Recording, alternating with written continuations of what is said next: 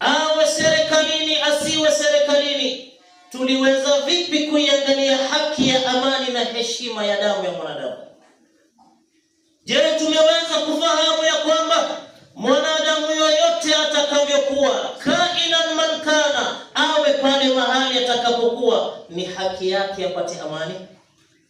Na hivi je, tumeweza kugundua ya kwamba damu ni haki bali ni heshima, damu iheshimiwe, aidha ni ya mnyama aidha ni ya mwanadamu? Lakini ndugu zangu katika imani, leo Allah tabaraka wa taala kukujalia wewe ni Muislamu na akakuonyesha wewe Muislamu ya kwamba mimi Allah tabaraka wa taala nimepanga sheria. Sheria hii kwa mwanadamu ambaye ni wewe Muislamu na asiyekuwa Muislamu, nyote wanadamu Allah amewekea sheria. Bali Allah akawekea na wanyama sheria. Kwa nini Allah ameweka sheria? Sheria kama hii imlinde mwanadamu na hayawani. Allah tabaraka wa taala akuonyesha wewe basi Muislamu ya kwamba maisha tunavyoyaona ya namna yalivyo, kila mmoja aitafute amani ya roho yake na amani ya mwanadamu zake.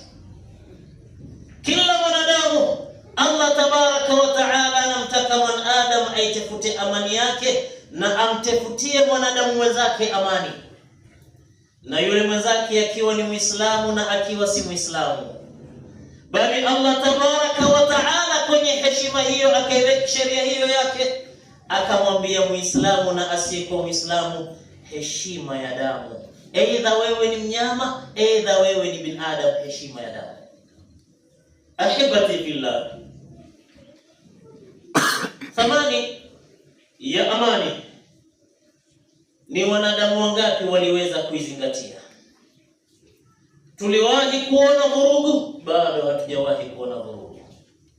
Tembeeni na mwatafute wale ambaye kwamba walipatwa na vurugu.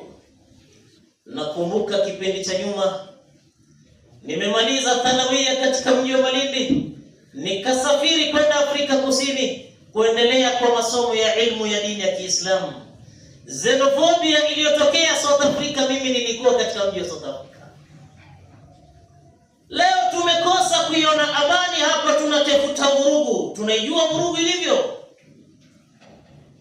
lakini Allah tabaraka wa taala akwambia wewe mwanadamu, Muislamu na usiyekuwa Muislamu, aingie katika sura ambazo